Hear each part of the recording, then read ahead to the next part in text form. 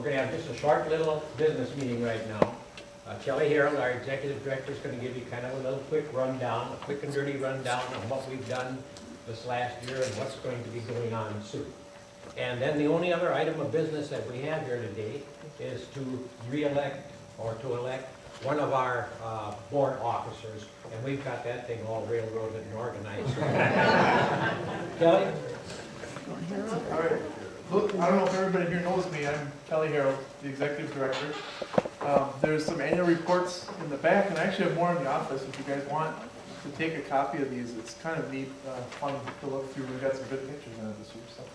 So, just to give you a quick rundown on what happened last year. I think last year was probably the busiest year we've ever had as a society. This year will be our 25th year as a society, so it's been going for quite a while already. If you look at the annual report, you'll see some of the new things we did. One of the things that's kind of interesting, some of the technology stuff that we've kind of implemented in the last couple of years has taken off in some ways we didn't really expect. And one was last year that the Rohr family brought in some glass negatives that they had found in a shed. Most of you that are from this area knew that they had an auction, and it was the first time in 95 years that they'd ever had an auction on the place. So they brought in some negatives, and we managed to scan the negatives and keep scanned copies of what they had. And one of those showed Melva, who is now, I believe, 94? 98 years old. Showed her as a little girl sitting on a stool with her mother in a rocking chair. And they just happened to have the same room is pretty much set up the same way, with the same stool and same rocking chair in the room yet, and the same organ in the background and everything. So a friend of ours who's been a member and a helper for quite a while, Nettie Runyons, who owns G&R General Mercantile in Elma, made a dress for Melva's great-granddaughter, and they recreated the picture.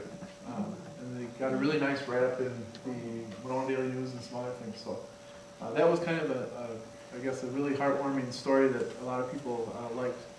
Even the people in Madison liked it, so we were happy to see that.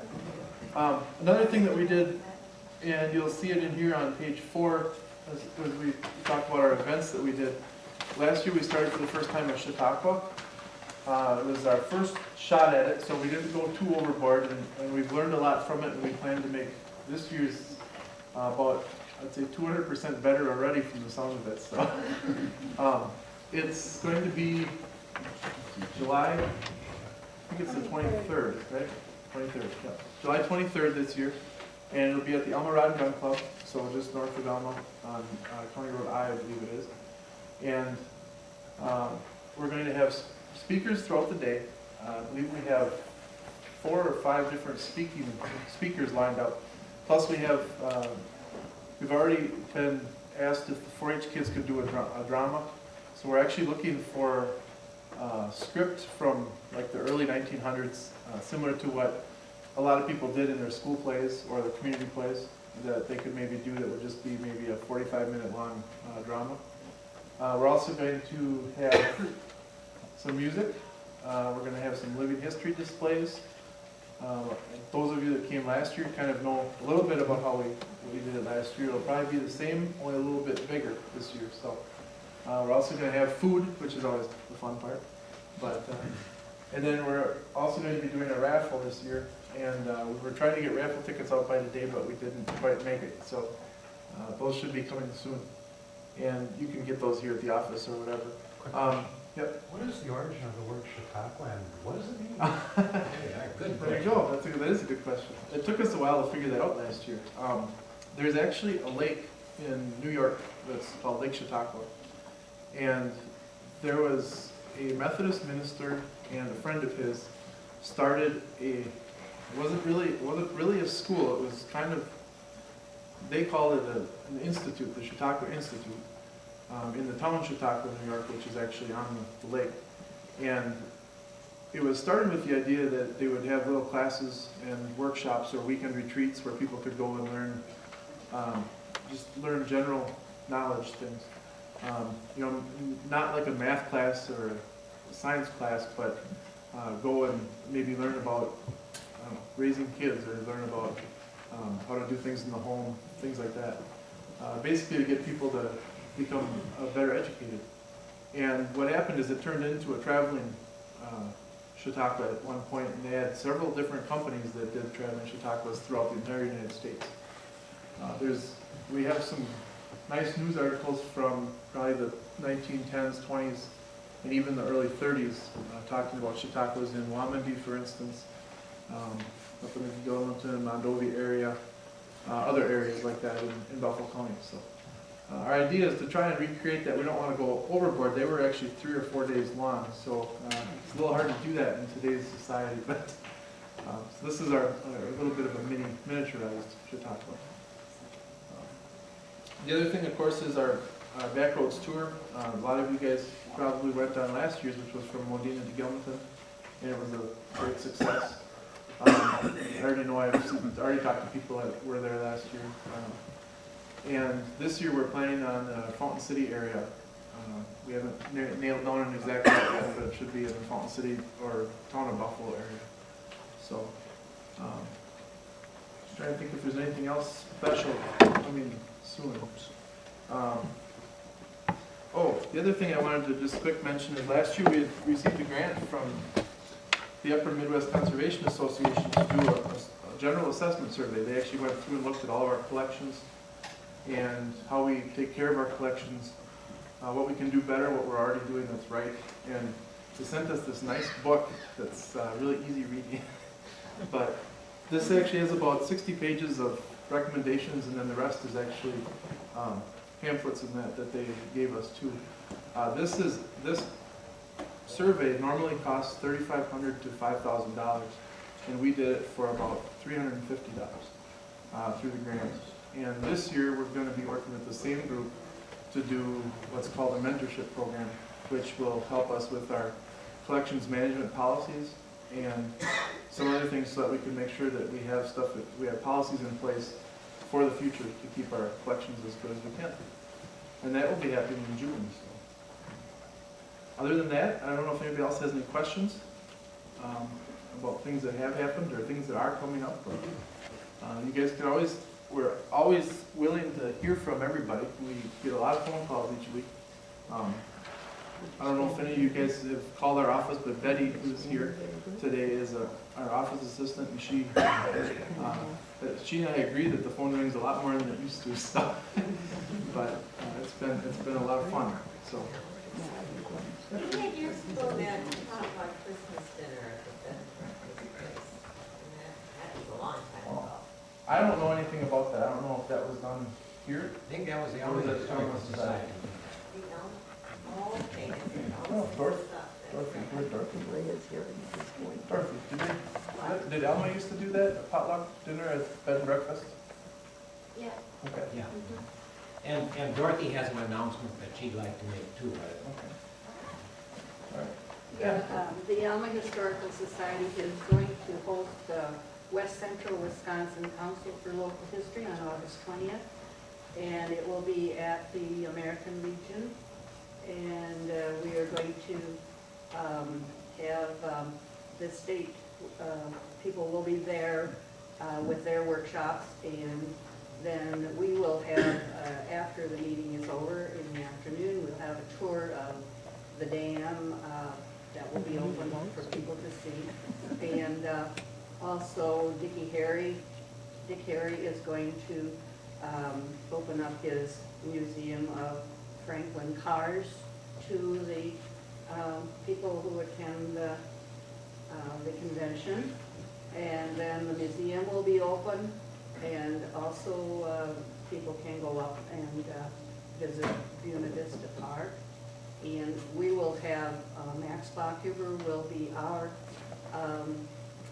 person to represent Alma, and he will give a talk on his collections of Indian artifacts and the history of the Indians in our area. And we hope to have some local dignitaries there, so any members of the societies, we hope you'll put August 20th on your calendar and attend the convention in Elm. Any other questions? All right, well, Gary, why don't you go back to the business part?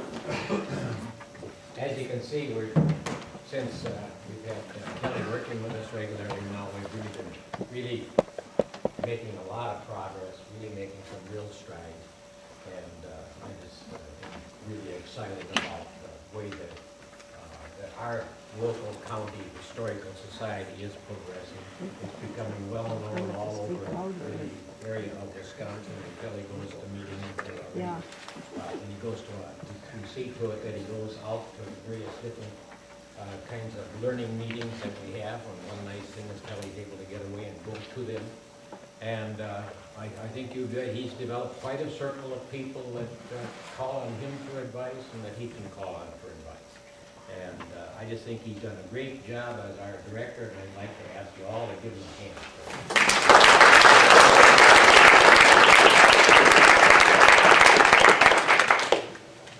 Business. This is the exciting part. We've got one opening on the board of directors.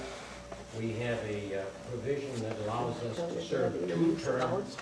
Joanne Schaffner has done her first term. She's eligible for re-election on the 2nd term. She's been nominated by the board for a 2nd term. Are there any other nominations? If not, is there a motion to close the nominations and cast a unanimous ballot for Joanne Schaffner for the board? I so move. Is there a second? Second. All those in favor, aye. Aye. Opposed? Carried. Oh, you do beautiful on business meeting. I just wanted to, before we go ahead and get the program, I want to call your attention and ask you all to go up and take a good look at this quilt up here. It's got all historical pictures from all over Buffalo County. It was just made by a group right here of local people. And the pictures were all provided for and selected by Kelly from our picture records. But it's just a great quilt, and we hope to be able to have it at the Chautauqua and to have it at all of our meetings and gatherings and all that. And then, of course, our feature speaker today is a very old friend of mine, and an old friend, just like I am. And he's going to be, but he's just the little grandson of the fellow who he's going to be talking about. But this is going to take us back to the Civil War. And the fellow that he's going to be talking about would have been carrying one of these in the Civil War. This is a muzzle-loading Civil War musket. And that's what that kind of a war was fought with. Feel free to come up and take a look at it afterwards if you want to. If you were on horseback, you also carried one of these. Kelly introduced Kermit now. All right, today we have the honor of having, as Gary said, Kermit Cooke, who is the grandson of Chauncey Cooke, one of many actually Civil War veterans from Buffalo County, but probably the one with the most history that's written down and available to look at now. Kermit had, the letters that Chauncey had written had been saved by the family and were printed in a book in, was it 1910, Kermit? How's that? Was it 1910 they were printed? Approximately. And I know that those books probably went pretty fast then already. And of course, there were no books available today, and Kermit was nice enough to have them reprinted this last year. So today he's going to talk a little bit about Chauncey's letters, and also just not only his Civil War experiences of Chauncey's, but also his boyhood experiences. So if you guys would please welcome Kermit Cooke.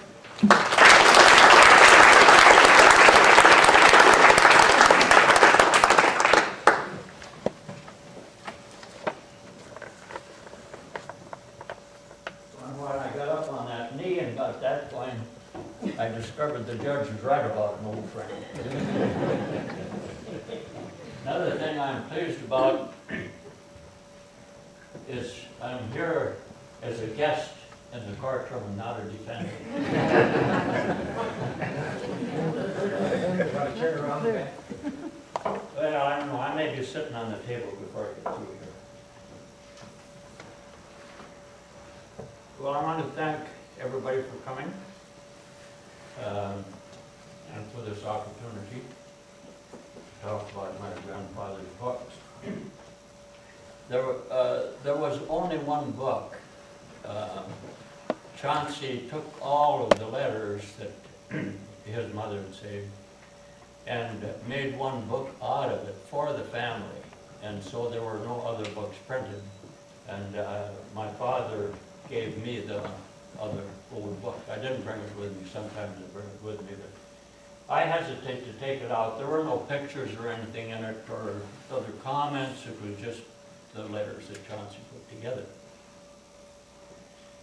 And in putting the book together, it's a little much more of a job than you might think, but I had help from a lot of people. And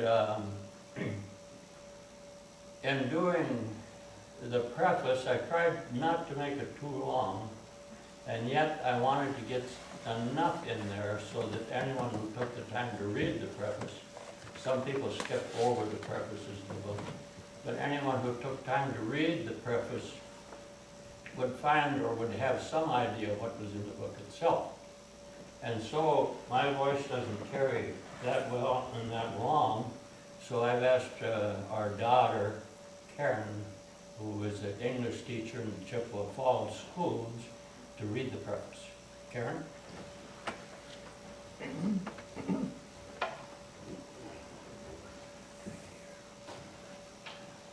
Hi. My dad wrote this, so it's from his voice. It is now almost a century and a half since the time of the Civil War, and that conflict bears a badge of history that refuses to be diminished. My grandfather, Chauncey H. Cooke, was a veteran of that war.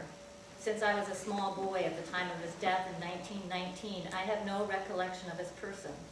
But the letters Chauncey wrote home during the Civil War and the diary he kept while on a canoe trip up the Chippewa River in 1868 reveal certain elements of his character. Chauncey was a child of politics.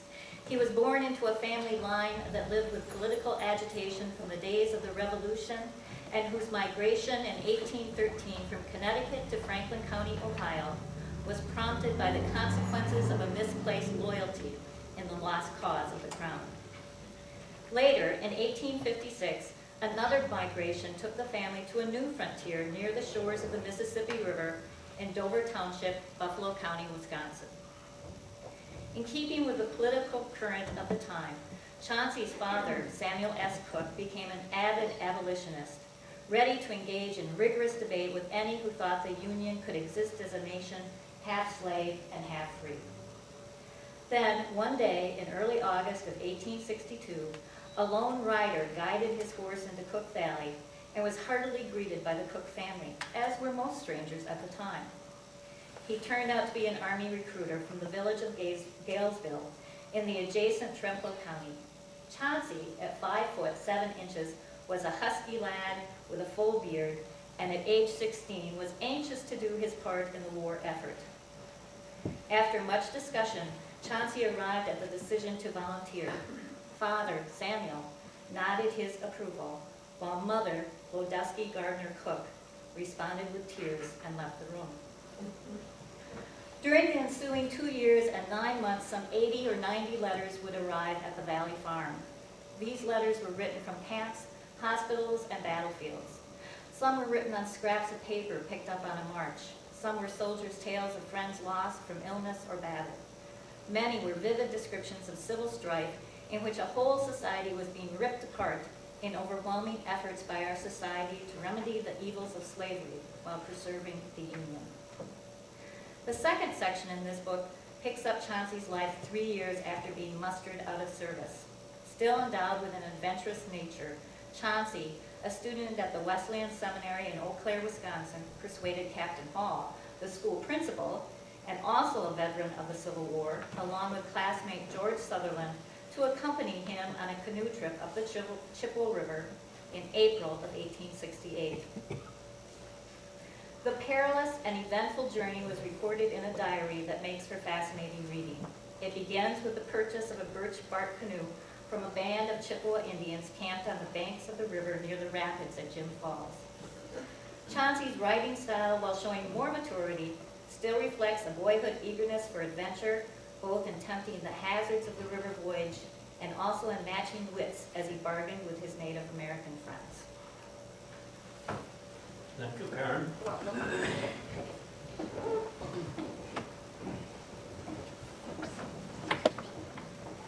Well, I want to talk something about the letters. I'll probably read, depending on how I get along up here, how I read, whether I read up. I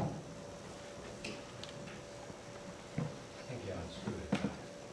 You're on scooter time. There's a level down. Here?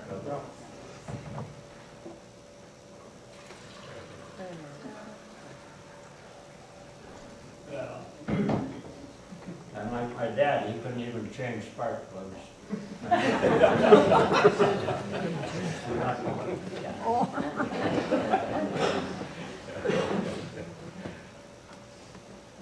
Well, I'm talking about Chauncey. I'm going to back up a little bit and talk about when he first came to Buffalo County. Old Samuel, I say Old Samuel because he was an old man, but it's not to be disrespectful. But anyway, he had a successful harness and saddle business in Indiana, started in Ohio and then went to Indiana. But he was an avid hunter, and when he decided, might have had itchy feet too, that probably was part of it. But anyway, he decided that he wanted to come west, and Wisconsin was not too long away from what was called Indian country in the maps. But anyway, he decided that he wanted to come where there was good hunting, and so he decided to come to Wisconsin. He sold his business, bought a couple wagons, and started out for Buffalo County. He'd been here the year before and acquired some land from Pierce Brothers, who were land agents in La Crosse. And I'm just going to read Chauncey. Again, I think this is about 1910, maybe a little bit later, because he wrote an article, A Pioneer Boyhood, for the Pepin Buffalo County book, And I'm just going to read a paragraph from that book that tells a little bit about the stress that the pioneers went through. Chauncey writes, Memory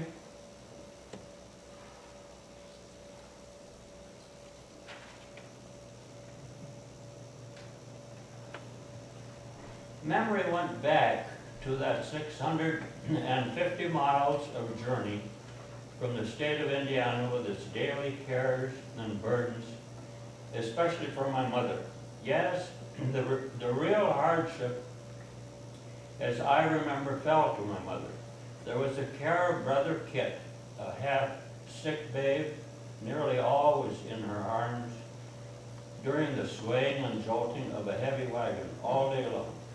Breakfast, dinner, and supper brought their manifold tasks of cooking, washing, baking around a smoky fire. Camping stoves were unknown.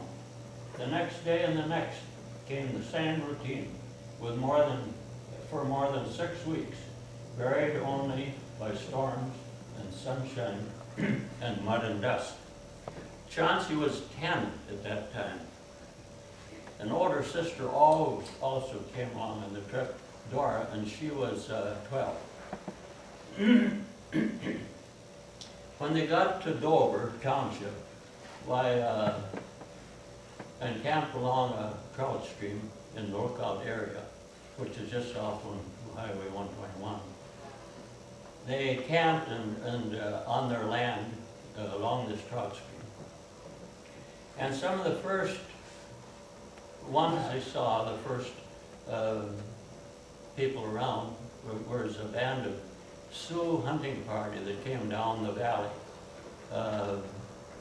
They would cross the Mississippi, go over the Montana Ridge, come down through and hunt. The Indians actually, the Sioux in this case, were from eastern part of Minnesota, and they didn't have horses, so it was very difficult for them to hunt buffalo. In fact, the buffalo were worse for their animal. and the prairies, Minnesota prairies didn't have too much game. So they came over into the Buffalo County area, that 30 miles or so of bluffs between the river and where the glacier went through. And they found real good hunting up through the river valleys and along the creeks.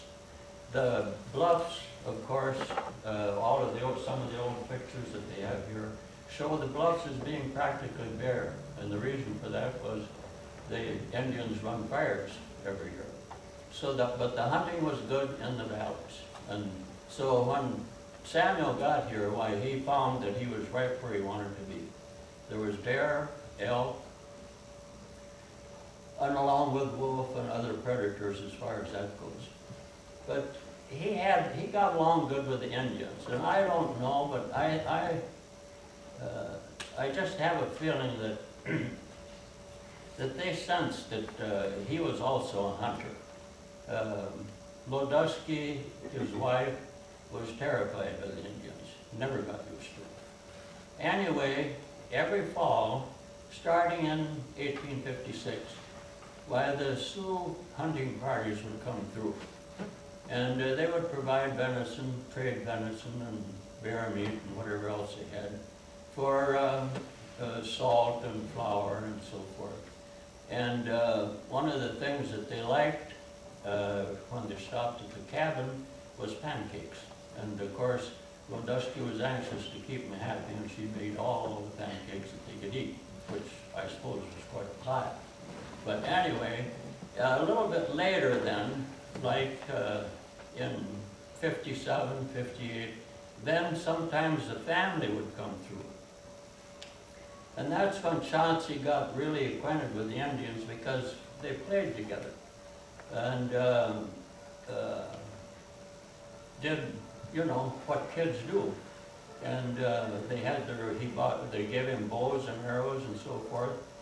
And so he was real pleased with his Indian friends. Chauncey was also a hunter and a trapper. He followed his dad in those respects. And when they came through with the family, they built, temporary housing, I suppose you would say, while they were hunting in the valleys here. And they had one such in the lookout area, somewhere near the church, but close to the Elk Creek. The Elk Creek being originally named because there were a lot of elk in the area. The South Fork goes up through Lookout.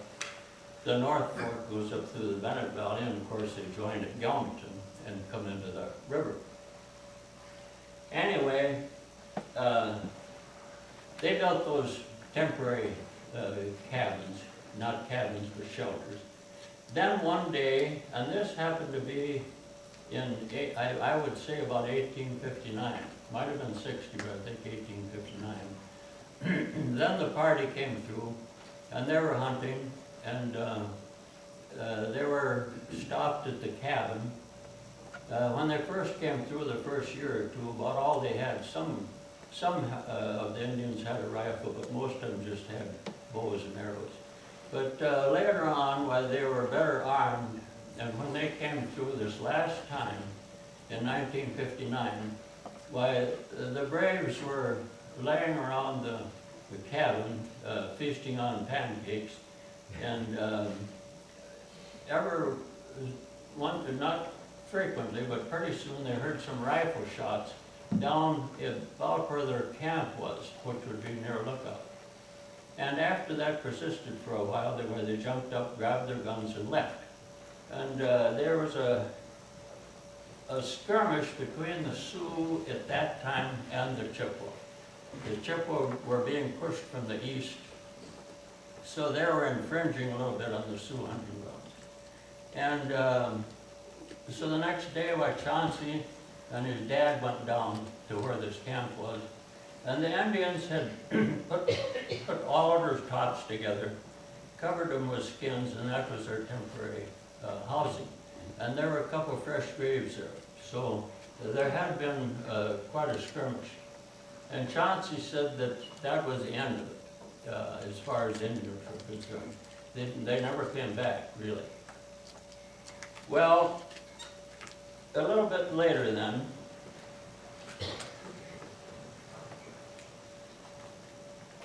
well, of course, the Civil War cranked up, and they were, if you think they can argue about things nowadays, I'm sure it was nothing like the fire that was started by the arguments on slavery and the Union.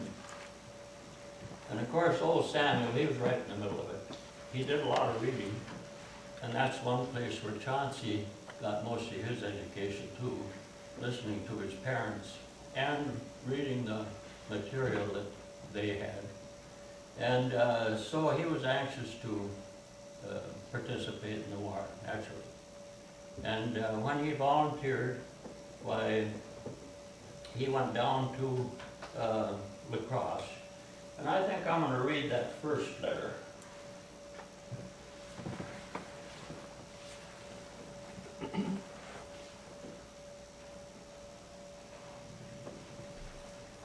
This was September 15th. It was in August when he signed up or joined. But this is September 15th. It's the first letter that he wrote. And it's Camp Solomon, La Crosse, Wisconsin, headquarters 25th. And this is September 15th, so it was getting well into the fall. Dear parents, I'm sitting on the straw. I better get those helpers out. Dear parents, I'm sitting on the straw in my tent with my paper on a bunk for a desk. This is Monday before breakfast that I'm writing you. This has been a very busy week for the soldiers. We did not get through mustering until last evening, which, as you know, was Sunday. The mustering officer was here all day, and he was a fierce-looking fellow. Anyhow, that's the way he looked to us younger boys that couldn't swear we were 18. We had to muster in all the same. If it was Sunday, all the same if it was Sunday. Some of the boys, though, thought it was a bad omen and meant bad luck. We were not exactly mustered in because we did not get our pay, but the companies were drawn up in line, one at a time, and the officer with his hands behind his back walked along 10 feet or so in front of the line, looking every man in the face. Everyone he suspected of being under 18, he would ask his age. It turned out a lot of them were not quite 18. Some of them that might have been old enough were getting homesick and were glad to get out of it by fibbing. Seeing how it was working with the rest, I did not know what to do. I went to our captain, but he said he could not help me. He said his interceding would do no good. I saw our chaplain. He told me to tell the truth, that I was a little past 16, and he thought that when the mustering officer saw my whiskers, he would not ask my age. That is what the boys all told me, but I was afraid. I had about made up my mind to tell him I was going on 19 years. But thank heavens I did not have a chance to lie. He did not ask my age. I am all right, and the boys are right. Say, do you know the sweat was running down my legs into my boots when that fellow came down the line, and I was looking hard at the ground, 15 paces in front. I suppose I'm a full-fledged soldier now. I've got my uniform, and that awful mustering officer is gone. While I'm riding, the fife and drums are playing again. How I wish you could come down and see the soldiers. To see 1,000 soldiers on regimental drill or parade is what visitors call a splendid sight. Hundreds of people in La Crosse come out to see us every evening. There was about 500 visitors here last night to see us on dress parade. General Pope got off here last evening, and we expected to see him camp, but he did not come. I was in town the evening he came, but my pass did not last long enough to see the general. But I saw his aides. Chester Ives' wife came from Moldova yesterday. There's hundreds of things I could speak of. But I don't have paper or time to mention them. But there's one more thing I have to tell you. We are to start for Cincinnati next Thursday, so if you can come down before that time, you will find me here. We are to get our money tomorrow, and if we do, I will get my picture taken. We got our guns yesterday. If you write at once, Director was La Crosse, Wisconsin. Your loving son, Chauncey. P.S. The boys that were rejected lit out last night and took their uniforms with them. Well, he thought he was headed for Cincinnati, but of course it didn't happen that way. They just had the Indian uprising out in southern Minnesota, and the settlers were demanding protection. And so they loaded his regiment, around 1,000 men, onto the St. Paul steamer and sent them up the Mississippi River to Fort Snelling. And according to Chauncey, when the boat bumped into the bank, well, they all jumped out, grabbed their guns and blankets, jumped out, and marched up and went into the fort. And after they'd been there a couple of days, they split the regiment up. 500 men went west on the Minnesota River toward Mankato, where the hot spot was. And his group marched north along the Mississippi. And when he got up to St. Cloud, he got come down with the measles, so he ended up in the hospital there for 3 weeks. And then after 3 weeks, why, he and a couple of his chums that were recovering got on a Wells Fargo livery and went up to join the rest of the regiment at Richmond. When he got up there, his captain felt that he wasn't really quite ready for the rigors of the troops as far as training and so forth are concerned. And so he sent him over to a hotel. And Chauncey fit in there in good shape because the hotel keeper was in favor of the Indians because he said when they're gone, he said, I'm not going to be able, I don't know where I'm going to get my wild rice. And so he and Chauncey got along good that way. And Chauncey took his rifle and spent most of his time hunting birds and shooting muskrats and so forth. And any game that he brought over to the hotel, they would cook in the kitchen for whoever happened to be eating them. And so the time was moving along. The rest of the soldiers were getting ready for winter encampments, and were building cabins for winter quarters. And in the meantime, the hotel keeper came down pretty hard on him a couple of times because he said he had to quit using all that hotel stationery to write his friends and his folks. So I'm going to read now. This is November 11th, so you see he's been up there a month or 6 weeks. And so I'm going to read a bit from another letter here.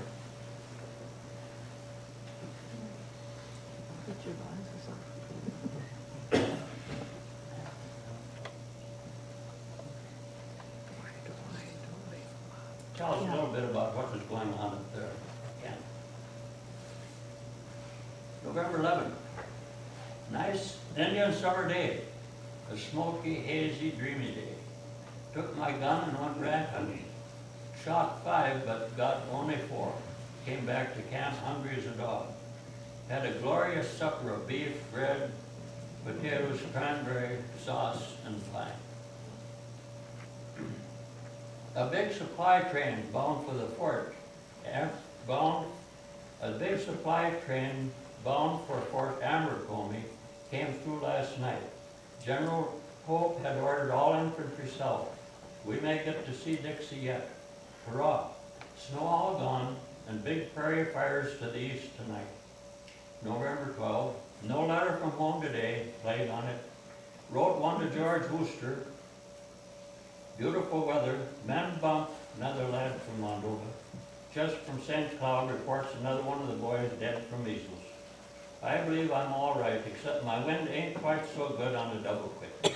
Nothing to do, went out and shot a rat. Some of the lakes are covered with rat houses, thick as haycocks. And pig, sold my hides for 10 cents apiece. Boys trying their guns at a mark, found a great deal of fault with them. I found some papers at the hotel. Now this fit him just right. I found some papers at the hotel called the Dakota Friend that I have been reading. They were left by a woman who was stopping. This paper was a missionary paper and had letters in it from Bishop Whipple. Whipple was quite a prominent writer for the, and he was an Episcopal bishop at that time. He is certainly a good man. I read some of the letters about the honesty of the Indians when the white man was honest with them. It made me think of good old One Eye and his band that came so many times to our place. I spoke of Bishop Whipple to the trappers. The trappers were staying in a hotel, of course. And what he said about the honesty of the Indians. But they said Whipple was an old woman in breeches. November 13th, I dreamed last night of One Eye's band, of the boys that I played with, and when we got hungry, how we went to Chief Charlie's teepee and found his mother cleaning the entrails of a beaver, which she intended for soup. The boy talked to her in Sioux, and she unfolded some buckskins and a robe or two, and gave us a big hunk of elk steak. We put it on the fire, and she went back to her job of dressing the beaver cuts. In my dreams, I saw the beautiful buffalo robes we lay upon while our steak was roasting. I could even smell them, just as they smelled years ago. In this miserable Indian war, I often wonder what has become of Lightfoot.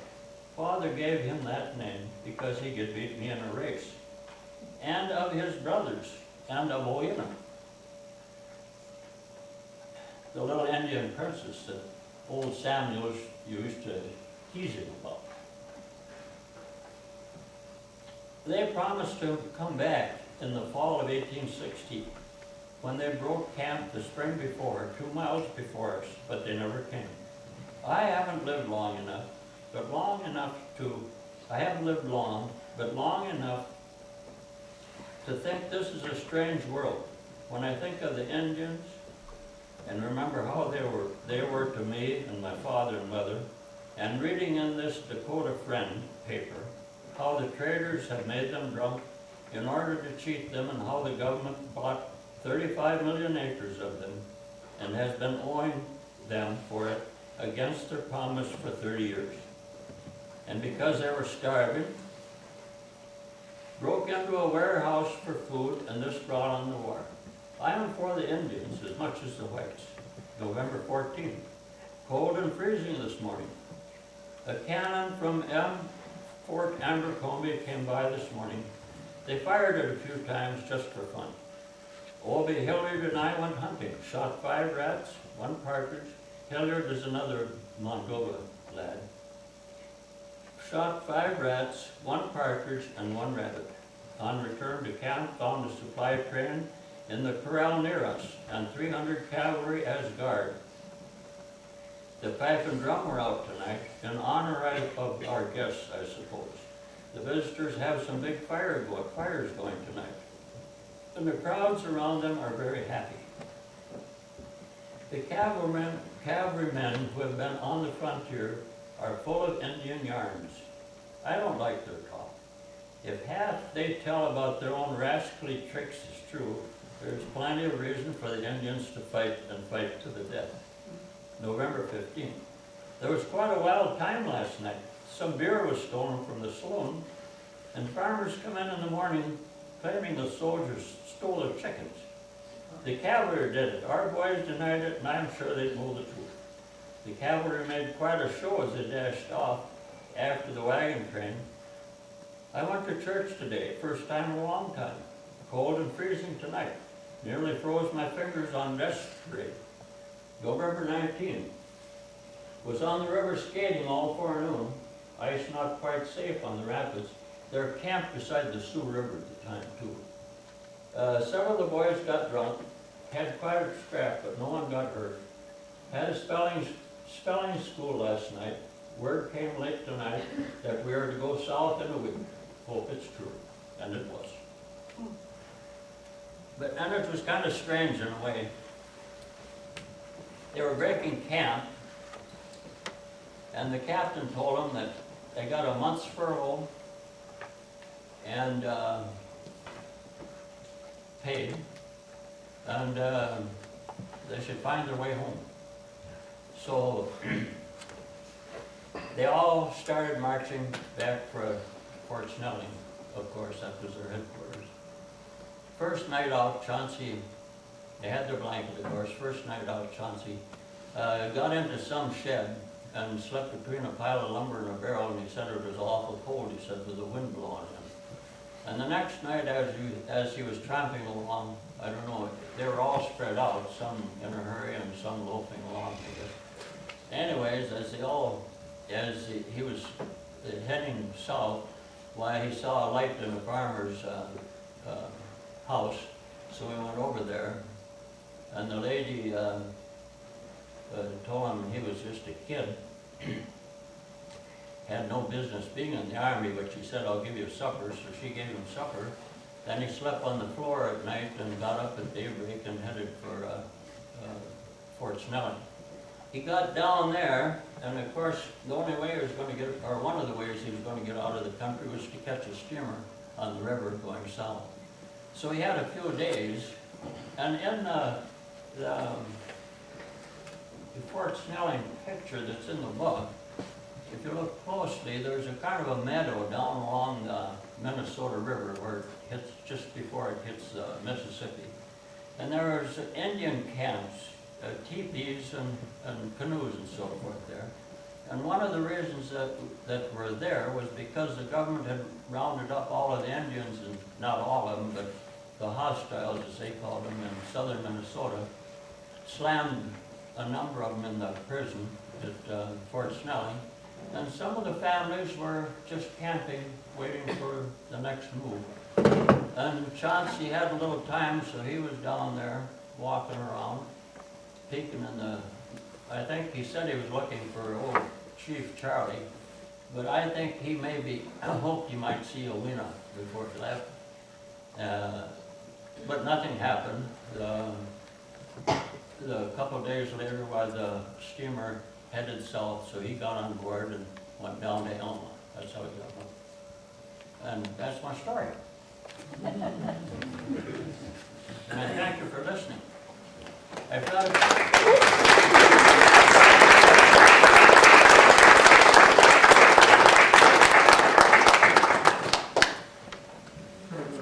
Questions? Yeah, if there are any questions, why, I'll do what I can. Answer. Anybody have any? Kermit, in the book and in the publicity for today's event, they pictured Chauncey with a distinctive kind of a pill pot hat. Are you familiar with that, or as to the meaning of that hat? Thanks, I was waiting for somebody to ask that question. He was bald as a billiard.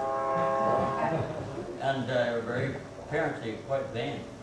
And in the house and I saw one of those old skull caps when I stayed with my grandmother and went to high school. It was just a little round, everybody thought he was Jewish. A little round skull cap that he wore in the house.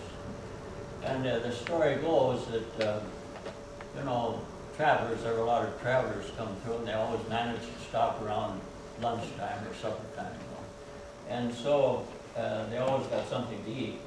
And one time a traveler came in and sat down at the table, and Chauncey was sitting there with his skull cap on.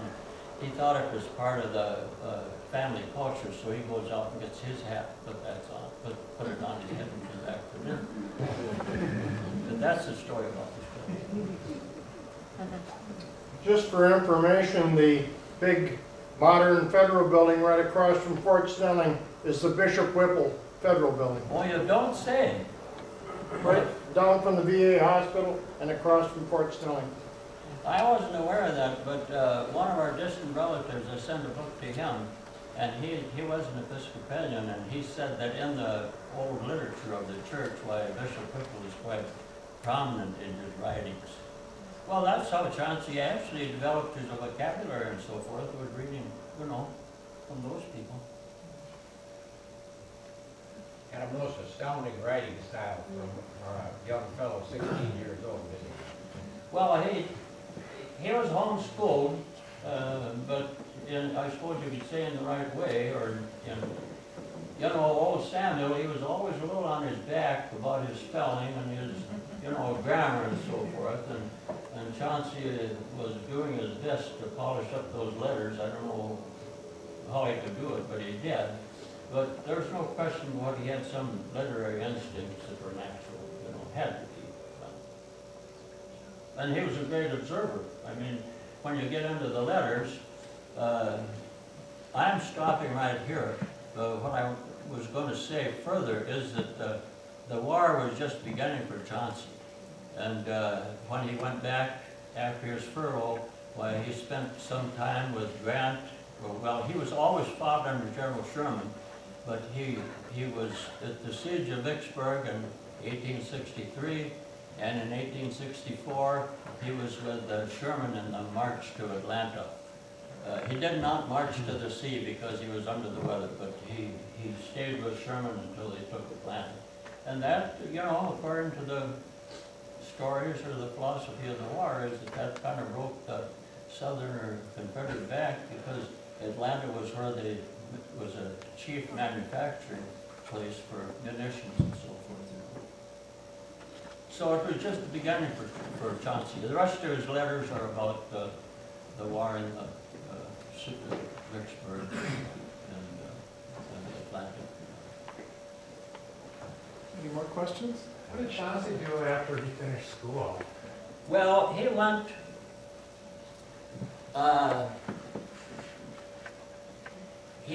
after he got mustered out of service, he went to a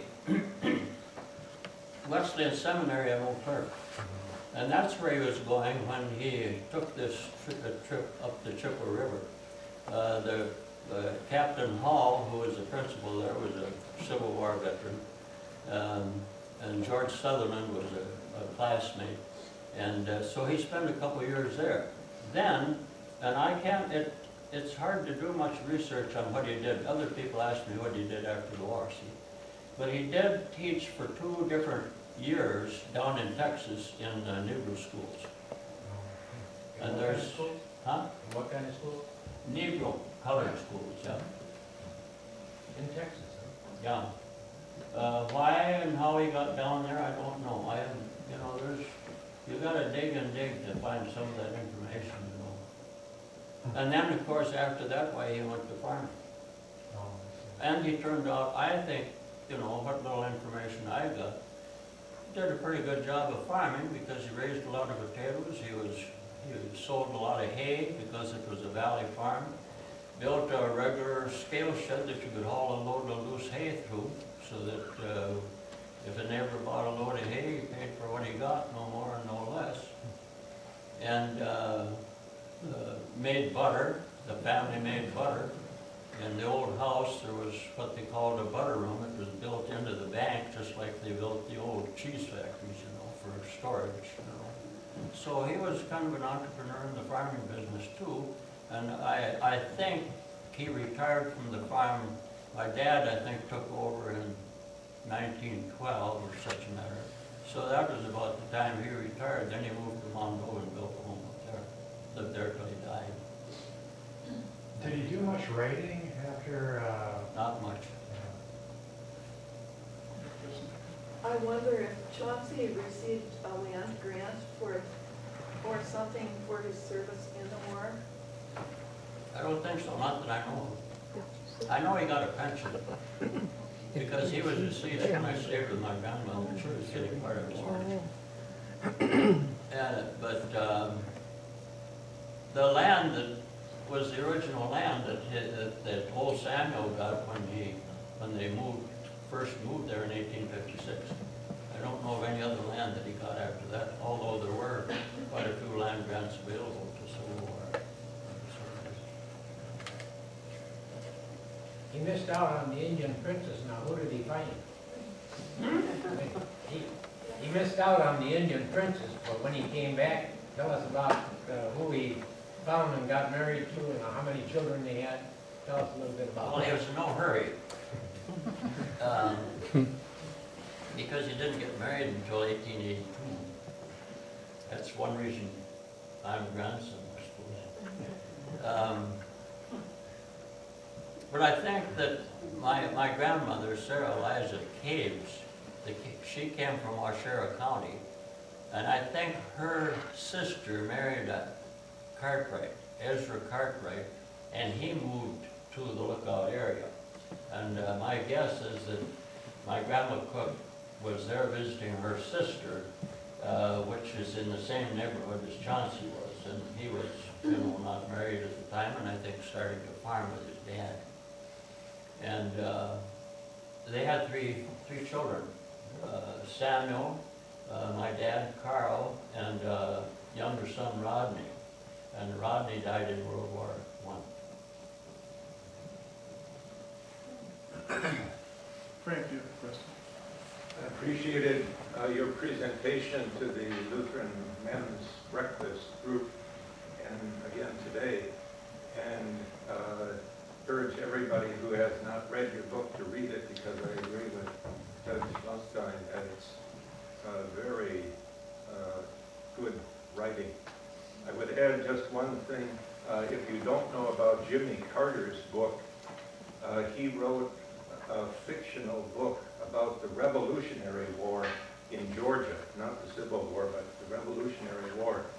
And one of the main characters reminds me of Chauncey in his presentation, because he is so alert to the good in many Native Americans who are being affected by the Revolutionary War.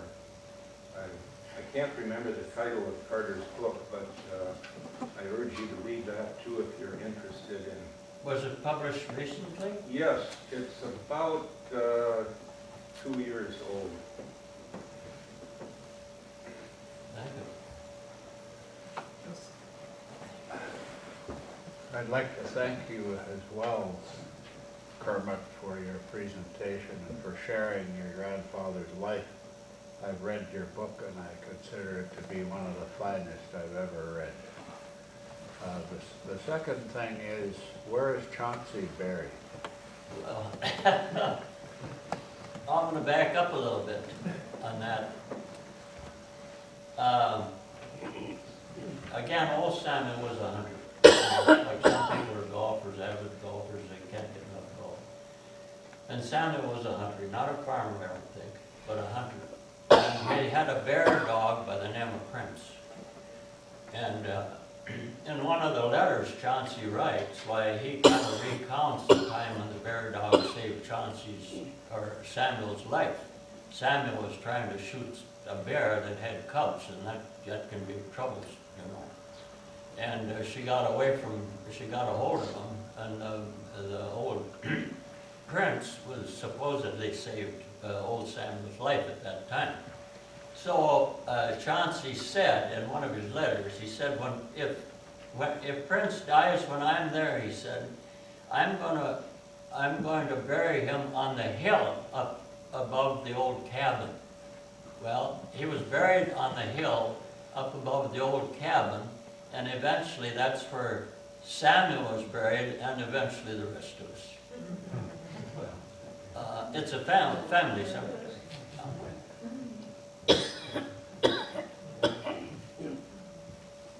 This is not a question. I just wanted to express appreciation to you. I've had the privilege of belonging to the Historical Society for quite a number of years now.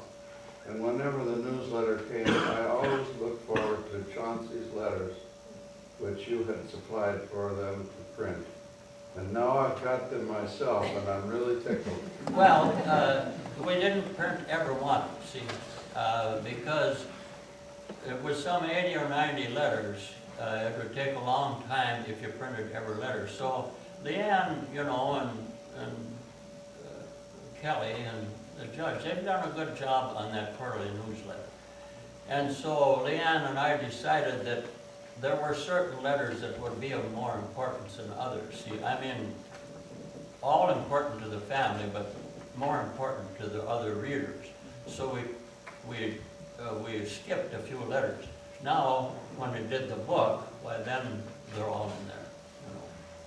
And I think too, that one reason that Chauncey was able to do so well with his letters was that, you'll notice one of the letters that I wrote, they had the dates. I mean, he actually took notes, not every day, but almost every day, so that when it came time to write his letters, he had something to refer to. And that's a good idea, and it was particularly true, I think, of his trip up the Chippewa River.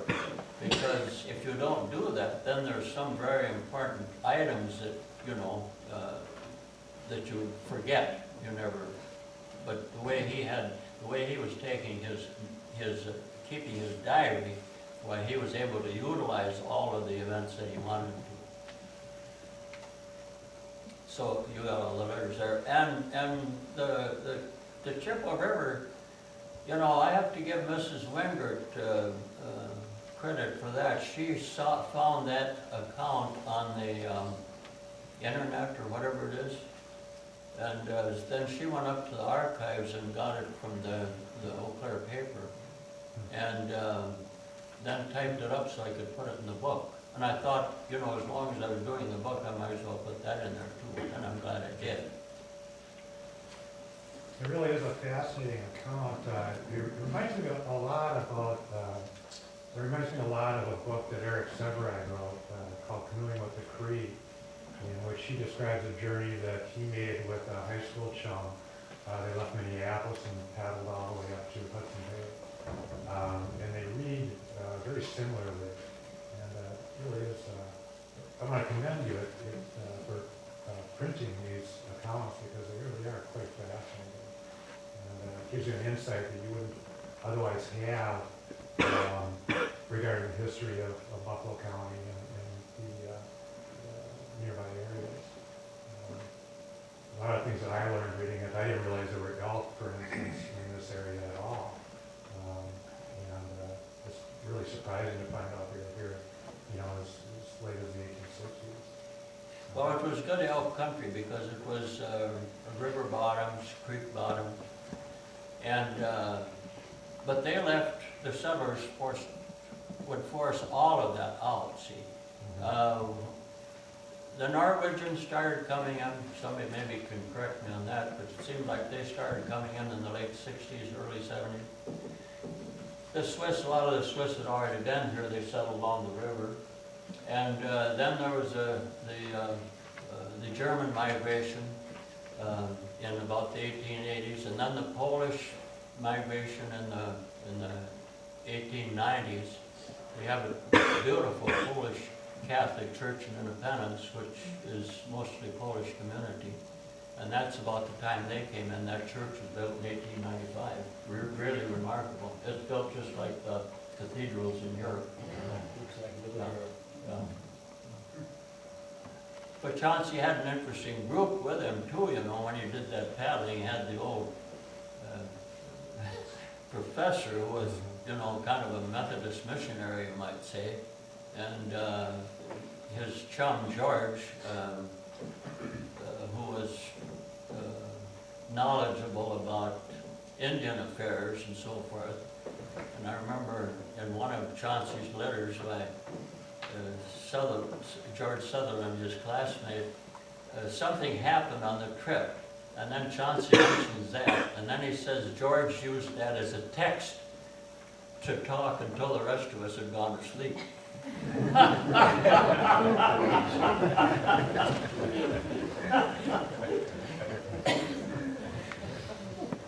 Any other questions right now? I thought your practice was very complimentary to the letters. It sounded, do you write, or was it just the letters that inspired you to write?